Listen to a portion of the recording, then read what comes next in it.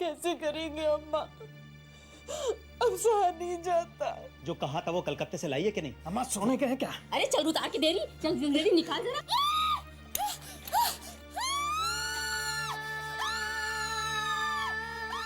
Police वाले तेरा बयान लेने के लिए आएंगे। अम्मा का या ब्रजेश का नाम मत लियो। कह देना कि मिट्टी का तेल मैंने ही तेरे ऊपर डाला था। साड़ी ने आग पकड़ ली। सास और पति कहाँ थे उस वक्त? अंदर। उनको पता चलता तो मुझे बचाने नहीं आते। आप सब लोग मेरे साथ बोलिए, राम अवतार और बिमला देवी को फांसी दो, फांसी दो।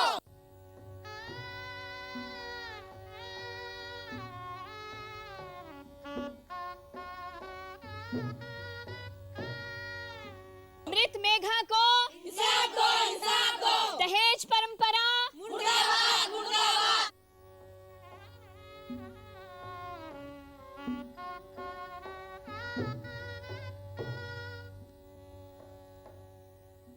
मेघा ने मरते वक्त अपना बयान क्यों बदला, इसकी हकीकत तो उसके साथ ही खत्म हो गई। लेकिन मैं इतना जरूर जानती हूँ कि अदालत में जो कुछ भी पेश किया गया, जिनके बिना पर उन सब कातिलों को बेगुनाह साबित कर दिया गया, वो सब झूठ था।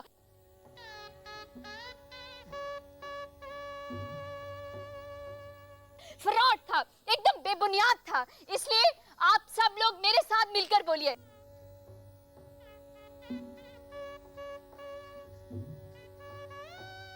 राम अवतार और बिमला देवी को फांसी दो, फांसी दो। राम अवतार और बिमला देवी। महिला संगठनों ने जोर शोर से कोर्ट के फैसले के खिलाफ आवाज उठाई। नतीजा ये हुआ कि दिल्ली प्रशासन और FWL ने मिलकर हाई कोर्ट के फैसले के खिलाफ सुप्रीम कोर्ट में याचिका दायर की। मामला काफी टलता रहा। आखिरकार सुप्रीम कोर्ट ने गवाहों के बयान और केस के सभी पहलुओं को मद्देनजर रखते हुए अपना फैसला दिया। मेघा के देवर के खिलाफ केस नहीं बन रहा था, लिहाजा उसे दोष मुक्त कर दिया गया। मगर मेघा की सास बिमला देवी और पति राम अवतार श्रीवास्तव को उम्र कैद की सजा सुनाई गई। हाँ ब्रजेश बोल। फैसला हो गया है, हमारे खिलाफ है। घर के अंदर रहना, बाहर मत निकलना, कह देता हूं मैं। क्या फैसला किया? उम्र कैद की कही होगी साले ने। हाँ ठीक है, जो बातें तुझसे तय हुई हैं वही सब कुछ करना, मगर होशियारी से। हमसे ज्यादा सावधानी वो क्लर्क बरत रहा है, तुम फिक्र मत करो। उसे बोल जितना पैसा चाहिए हम लोग इंतजाम कर देंगे। ठीक है, मैं रखता हूँ। ठीक है।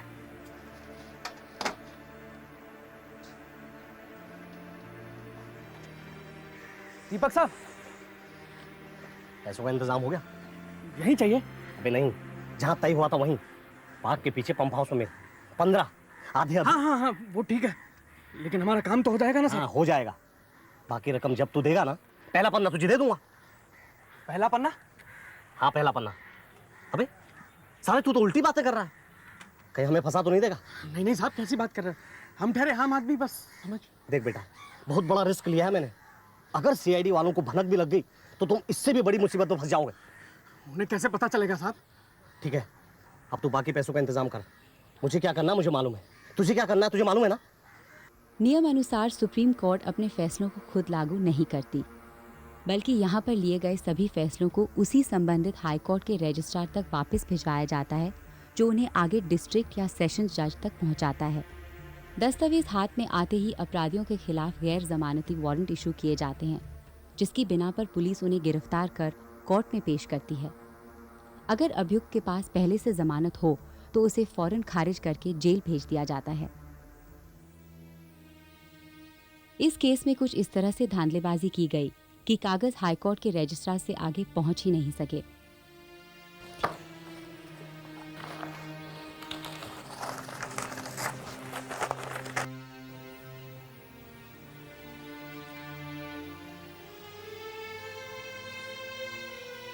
ये क्या है? चोरी का केस है sir, Gautam Grover versus state of Delhi का। दुख की बात ये थी कि इस सब का किसी को पता नहीं चला। सिर्फ एक मामूली क्लर्क के चलते सुप्रीम कोर्ट के अहम फैसले को किसी रद्दी कागज की तरह नजरअंदाज कर दिया गया। ये हमारे देश की कानून व्यवस्था की हकीकत थी। दूसरी तरफ श्रीमती भंडारी और संस्था की अन्य महिलाएं इस फैसले से काफी संतुष्ट थीं। देर से सही आखिरकार मेघा को इंसाफ मिल ही गया था। इस ऐतिहासिक फैसले की चर्चा कई दिनों तक लगातार अखबारों में होती रही। देखा नहीं उस वक्त कितनी फरमाइशें रख रहे थे। स्कूटर चाहिए, सोना चाहिए, कपड़े चाहिए, साले कहीं के। एक को मार सकते हैं तो दूसरी को क्यों नहीं? देखो जी, आप कोई और लड़का तलाश करो। शुक्र है भगवान का कि वक्त पे पता चल गया इन कमीनों की हरकतों का। पता तो उन्हें तब चलेगा जब जेल में चक्की पीसेंगे साल भर। हाँ, साले पिस्सू कहीं के।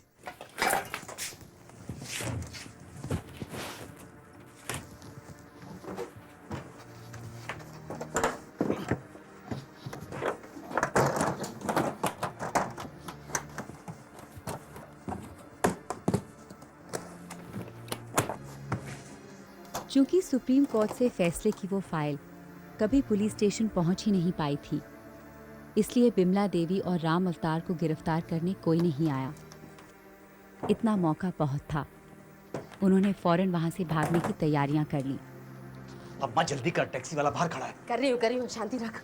अरे वो ज्यादा देर इंतजार नहीं करवाना चाहिए उसे। चल जल्दी कर। रही? क्या सभी कुछ ले जाएगी? मैं तो यही रहूंगा ना। तो खुद नहीं खरीद सकता क्या? मेरी जिंदगी भर की पूंजी है, मैं कुछ नहीं छोड़ने वाली इस घर में। चल ब्रिजेश चल। वहाँ नए घर में भी तो हमें जरूरत पड़ेगी सामान की। अरे अम्मा इतना सामान रखोगी कहाँ? टैक्सी में भी तो जगह नहीं है। अरे बहुत तेरी जगह है, और नई बहू के लिए क्या मैं खाली छूट कर लेकर बैठूंगी? अब नहीं आ रही नई बहू, अखबारों में चर्चा है हमारी, समझी तू? अरे सब भूल जाएंगे, बहू तो मैं ला के रहूंगी, ये नहीं तो कोई और जो इससे भी ज्यादा दान देश लाएगी। देखते रहियो। अच्छा ठीक है, सवेरा होने वाला है। वो वर्मा साला शहर को निकलता करके साला में भी चैन नहीं है साले को। भाई साहब, वो टैक्सी वाला हॉर्न बजा रहा है, सारा दुनिया जगा देगा। तू निकल जल्दी। देख बेटा राम, चलो माँ, चलो चलो। अपना घर छोड़ के जाना पड़ रहा है। चलो। उस कुतिया ने कैसे कैसे दिन दिखा दिए। मरते मरते हरामजादी जल के कोयला हो गई, लेकिन सारी दुनिया को हमारे बारे में बता गई। चलो चलो चलो चलो। उसी रात बिमला देवी अपने बेटे राम अवतार के साथ किसी दूसरी जगह जाकर रहने लगी। कई महीनों तक जब दोनों किसी को दिखाई नहीं दिए, तो अपने आप सबने मान लिया कि सजा के मुताबिक वो जेल पहुंच गए होंगे। अब सब कुछ पहले जैसा हो रहा था। आरती इस हादसे से उबरकर अपनी रोजमर्रा की जिंदगी में लग गई, और दूसरे लोग भी धीरे धीरे मेघा श्रीवास्तव की घटना को भूलने लगे थे। मगर किसी ने एक बार भी ये जानने की कोशिश नहीं की कि राम अवतार और बिमला देवी का क्या हुआ। वो जेल गए तो कब गए, कैसे गए? यार तुम लोग सिर्फ सनसनीखेज खबर ढूंढते हो मोहंती। यार मेहता, फिर वही सब पुरानी बातें लेके बैठ गए हो। अरे जो इन्फॉर्मेशन तुम हमें देते हो वो आम लोगों की खबरें नहीं होती। हाँ यार, ये बात तो है। जो असली बात जनता तक पहुंचनी चाहिए वो उन तक पहुंचती नहीं, बीच में ही दबा दी जाती है। एक नेटवर्क होता है यार। जब एक गैर कानूनी काम ऑर्गेनाइज तरीके से किया जाए ना, तो उसको गैर कानूनी कोई नहीं कहता। एक मिनट मोहंती, तुम लीगल सिस्टम और क्राइम की मिली भगत के बारे में तो नहीं कह रहे हो, या कुछ और? मैं वो हाँ यार, मैं सालों से सुप्रीम कोर्ट में प्रैक्टिस कर रहा हूँ, लेकिन अभी भी कभी कभी मुझे कुछ चीज देखकर बड़ी हैरत होती है। अभी कल की बात थी कि मैं जब अरे मोहंती अपना पुराना यार है, इससे कुछ नहीं छुपाया अपना, बोलो। कल जब मैं सेंट्रल जेल गया था तो वहाँ अपने कैदी के साथ एक दूसरा भी था साला। बातचीत में मालूम पड़ा कि वो वहाँ तनख्वाह पर सजा काट रहा है, तनख्वाह पर। You mean dummy criminal? वो वहाँ किसी और की सजा काट रहा था, जिसके नाम का वारंट निकला था वो तो अंदर पहुंचा ही नहीं था। उसकी जगह वो वहाँ गुजार रहा था। हर महीने एक मोटी रकम उसके घर पहुंचा दी जाती थी। सब कुछ चुपचाप चल रहा था, किसी को कुछ पता नहीं था। ऐसा मुझे पहले भी किसी ने जिक्र किया है, पर बिना किसी प्रूफ के। जब सब कुछ इतनी खूबसूरती के साथ चल रहा हो, किसी को कुछ मालूम नहीं हो, तो आप क्या साबित करेंगे दोस्त? प्रताप, ऐसा केस ढूंढो तो हाथ जरूर लगेगा। हमारी कोर्ट से कितने फैसले नीचे तक पहुंचते हैं या नहीं पहुंचते हैं पता ही नहीं लगता हो।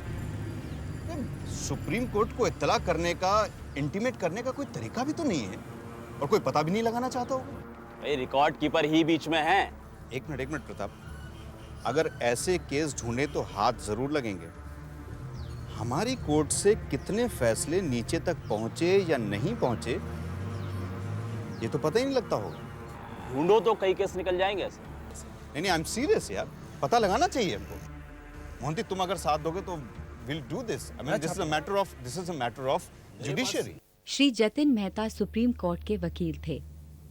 दोस्तों के साथ इस आपसी बातचीत के बाद वो फौरन ऐसे मामलों का पता करने में जुट गए जिनमें वारंट देर से निकले हों या फिर कानूनी दावपेच के चलते अपराधियों को सजा मिलने में चूक हुई हो। ये काम रेत में सुई ढूंढने से कम नहीं था, मगर मेहता को यकीन था कि कोई न कोई केस तो ऐसा होगा जिसमें कानून के साथ खिलवाड़ किया गया हो। नारंग, ये मैंने रेलेवेंट केसेस की लिस्ट बना दी, इसकी छानबीन शुरू करनी। बस सर, इनमें से अधिकतर केस तो सब दिल्ली के बाहर के हैं। हाँ, तो उनको बाद में देख लेंगे नारंग। दिल्ली के 4 केसेस है ना, शुरुआत करने के लिए बहुत हैं। एक मिनट दिखाओ। Maya Sharma rape case, Mujahir Rahim versus state of Delhi, दंगे में फंसे साहब, और ये बाल स्वरूप जायदाद के झगड़े, और मेघा श्रीवास्तव डाउरी डेथ। इन चारों की छानबीन शुरू कर। जतिन मेहता ने अपनी छानबीन शुरू की सेंट्रल जेल से। वकील होने की वजह से सरकारी रिकॉर्ड जांचने में उन्हें कोई खास मुश्किल नहीं आई। राम अवतार और विमला देवी 28 महीने पहले आए थे, जरा देखिए। ओके। यहाँ जो उन्होंने देखा उससे वो हैरत में पड़ गए। कैदियों की लिस्ट में राम अवतार और बिमला देवी का कहीं नाम दर्ज नहीं था। ठीक से चेक कीजिए प्लीज। विमला देवी और राम अवतार, ये 2 नाम हैं, इसी जेल में है, रिकॉर्ड्स यही कहते हैं। दोनों मुजरिम अगर जेल में थे तो वो कहाँ थे और उनके नाम रिकॉर्ड में क्यों नहीं थे? इन सब बातों का पता लगाने के लिए मेहता ने फौरन छानबीन शुरू की। वर्मा जी, इस वक्त कहाँ होंगे वो लोग? जेल में, और क्या। सुप्रीम कोर्ट ने उसे उम्र कैद की सजा दी है, ये बात तो सब जानते हैं। हाँ हाँ वर्मा जी, लेकिन कोई तो होगा इस वक्त उनके घर पे। हाँ, उसका कमीना भाई ब्रजेश वहीं पे रहता है। मेरी समझ में ये नहीं आता अदालत ने उसे क्यों छोड़ दिया। साहब, मेघा को मारने में मेन हाथ उसी का था।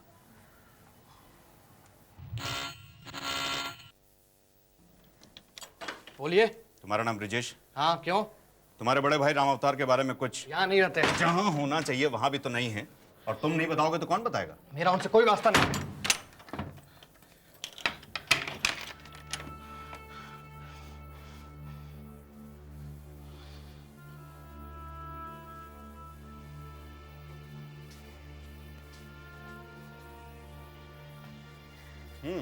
देखो ब्रजेश, तुम तो पीछे ही पड़ गए हो, अखबार से हो या पुलिस से? अरे मैंने तो सिर्फ इतना पूछा कि राम अवतार कहाँ है आज? सारी दुनिया को मालूम है कि वो जेल में है। कौन सी जेल में? जेल कौन सी होती है? सरकारी जेल में है, वहीं जाके ढूंढो उसे। तो तुम कुछ नहीं बताओगे? तुम तो पीछे ही पड़ गए। हाँ, देखो, 2 पढ़ेंगे कान के नीचे तो ठीक हो जाओगे तुम। मैं जतिन मेहता, सुप्रीम कोर्ट का वकील हूँ, और कुछ सोच समझ कर ही तुम्हारे पास आया हूँ। और बेटा ब्रजेश, ज्यादा टेढ़े मत बनो, सीधा करना जो मुझे। बनता है कर लो, हम यहीं हैं। मेहता ने ब्रजेश से दोबारा मिलने की कोशिश नहीं की। वो ऐसा कुछ नहीं करना चाहते थे जिससे कि ब्रजेश अपने घर वालों को सावधान कर सके। आसपास के पड़ोसियों और जान पहचान के लोगों से भी कुछ हाथ नहीं लगा, मगर मेहता ने कोशिश नहीं छोड़ी। उन्होंने राम अवतार के पड़ोसी गोविंद वर्मा से दोबारा मुलाकात की। साहब, आपको बताया ना कि बिमला देवी एक बदज़बान औरत है। कॉलोनी में कोई भी उससे सीधे मुंह बात नहीं करता था। वर्मा जी, किसी से तो बोलचाल होगी उसकी। आपसे कहा ना कि उसके यहाँ किसी का आना जाना नहीं था। कोई सगा संबंधी होगा उसका? हाँ, उसकी छोटी बहन कभी कभी आया जाया करती थी। छोटी बहन? इनका परिवार तो कलकत्ते में है ना? नहीं, कागजों में यही लिखा हुआ है। उसकी माँ कलकत्ते में है, लेकिन उसकी छोटी बहन की शादी तो यहीं दिल्ली में हुई है, हरिनगर में, वो घंटा घर के पास। हरिनगर? हरिनगर बोला आपने? जी। अच्छा, धन्यवाद। का क्या उससे? वो दोनों जेल में हैं, पड़े पड़े सड़ रहे हैं, और क्या चाहिए? नहीं, कभी आपने सोचा नहीं कि अगर वो लोग जेल में? मैं उनके बारे में कुछ सोचना नहीं चाहती वकील साहब। उन्होंने जो हरकत की है ना, उसकी सजा वो भुगत रहे हैं बस। काश आपने कभी मेरी बहन को देखा होता। प्यार से बोलने वाली, स्माइल करती थी तो प्यार आता था उस पर किस बेरहमी से मार डाला उन लोगों ने उसे। क्यों तड़प तड़प कर मरी है वो। उन दोनों को उम्र कैद की सजा हुई है, लेकिन अगर मैं होती ना वकील साहब, तो उसी तरह से जिंदा जला देने की सजा देती उन दोनों को। सिर्फ दहेज की खातिर मार डाला। पैसा पैसा पैसा और सिर्फ पैसा। जानते हैं, उस बुढ़िया ने तो उस राम अवतार की दूसरी शादी भी तय कर दी थी, और लड़की वाले मान भी गए थे। बेवकूफ। कब की बात है ये?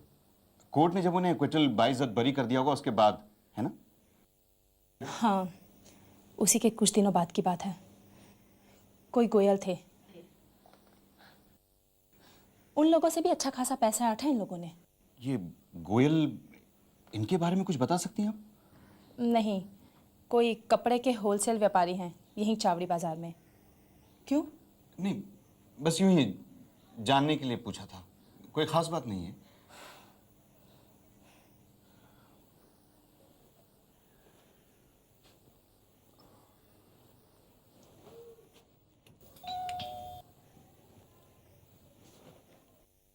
बाल बाल बच गए, हमें तो बाद में पता चला हकीकत का। अजी किसी की सूरत पे थोड़ी लिखा रहता है कि वो खूनी है। जी बिल्कुल ठीक कह रहे हैं। आज हमारी बेटी जहाँ है सुखी है, उसका घर वाला सिविल इंजीनियर है, सब कुछ है उसके पास, गाड़ी है, टीवी है, फ्रिज है। और नहीं तो क्या, हमारे साथ तो जब भी उनकी बात हुई पैसों के बारे में हुई, बोले ये चाहिए वो चाहिए। हमने कहा देखिए जो कुछ हमने देना है बेटी को देना है, वो मान भी गए। तो भाई रिश्ता क्यों नहीं मंजूर होता? लड़का जो ऊंची जाति का था, अपनी दुकान है, 2 मकान है, अच्छा खासा तो है। एक मिनट, आपने कहा कि 2 मकान है? जी नहीं, एक मकान तो प्रीत विहार में है जहाँ मैं गया था। नहीं, वो छोटे भाई का है। ब्रजेश? जी जी जी। तो दूसरा मकान राम अवतार का होगा। हाँ साहब, मगर वो घर तैयार नहीं था, शादी के बाद उसी ने सोची थी गृह प्रवेश की। कहाँ पे था, कुछ याद है वगैरह? याद तो नहीं है भाई साहब, क्योंकि हम एक ही बार गए थे, तब 4 दीवारी थी बस। हाँ ठीक है, लेकिन कोई खास लोकेशन, इलाका याद है आपको? मेरा ख्याल जनकपुरी के आसपास था। जनकपुरी? क्यों साहब, क्यों पूछ रहे हैं आप ये सब? नहीं, जायदाद का चक्कर है क्या? नहीं, कोई खास बात नहीं, बस यूं ही पूछ लिया मैंने। अच्छा मैं चलूंगा, मुझे इजाजत दीजिए। नमस्कार। नमस्कार। इस जानकारी के बाद मेहता फौरन उस जगह पर पहुंचे जहां राम अवतार का दूसरा मकान हो सकता था।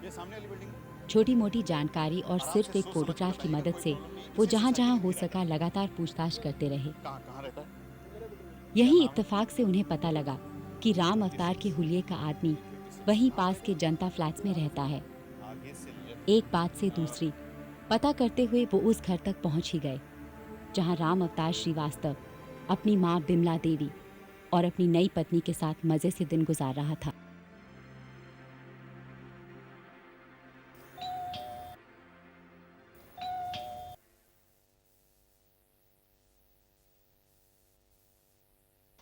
जी नमस्ते, राजकिशोर जी घर पर हैं? नहीं, वो घर पर नहीं नहीं, है। एक मिनट जी, मैं सुभाष एंटरप्राइजेस से आया हूँ, जहाँ से आपने स्कूटर खरीदा था। उनका इनाम निकला है। वो क्या है कि हमारी कंपनी हर साल अपने ग्राहकों के नाम की लॉटरी निकालती है, तो इस बार उनका क्या है कि कितने का इनाम है मुझे बताइए, मैं उसकी मम्मी हूँ। जी 2000 का। नमस्ते। 2000? अरे आप बाहर क्यों खड़े हैं, अंदर आइए ना। तू जान क्या कर रही है? नहीं, कोई प्रॉब्लम नहीं, अगर वो घर पे नहीं है तो मैं कभी और आ जाऊँ। नहीं, वो अंदर सो रहा है। बेटा राजकिशोर, ये इनाम कितने दिन में मिल जाएगा? वो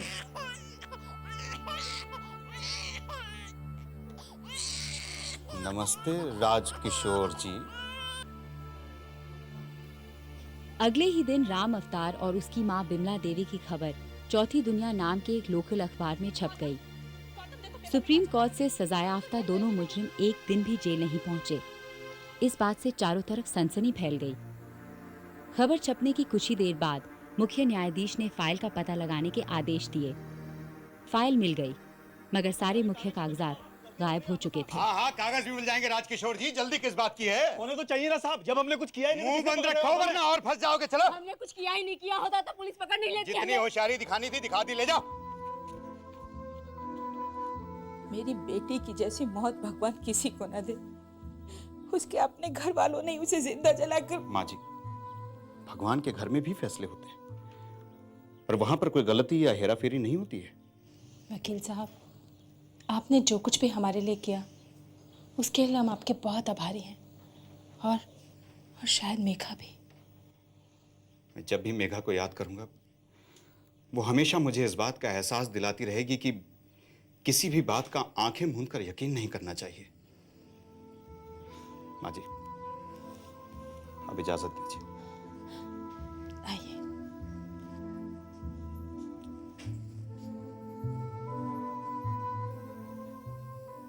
23 नवंबर 1988 खुद मुख्य न्यायाधीश ने वारंट जारी किए और राम अवतार और बिमला देवी को सजा दिलवाई। आज वो दोनों दिल्ली की जेल में सजा काट रहे हैं। आखिरी खबर मिलने तक बिमला देवी अपना मानसिक संतुलन गंवा चुकी थी। श्री जतिन मेहता की सुप्रीम कोर्ट में प्रैक्टिस जारी है और वो आज भी कानून की आंख में धूल झोंकने वालों की तलाश में रहते हैं। 22 साल की मेघा, जिसका सब लड़कियों की तरह एक सपना था, अपना घर बसाने का, एक मां बनने का, खुश रहने का, मगर दहेज की आग में उसे जिंदा जलना पड़ा। अपना बच्चा जन्म देने से पहले ही गंवाना पड़ा। उसी की तरह सैकड़ों बेबस लड़कियां आज भी दहेज के नाम पर रोज जीते जी मर रही हैं। मेघा को इंसाफ मिला, मगर उसके मरने के बाद तो इंसाफ किसे मिला?